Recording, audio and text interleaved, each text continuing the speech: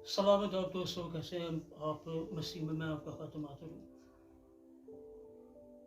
अंधेरा अंधेरे को मिटा नहीं सकता और नफरत से नफरत मिटाई नहीं जा सकती।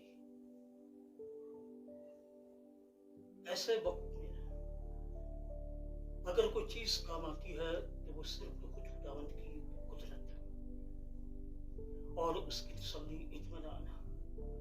मैं बड़ा एक्साइटेड हुआ, दो छोटी बच्चियां फेसबुक पर, उनका मैंने एक वीडियो देखा और वो जड़ावाला से थी। उन्होंने आकर कहा,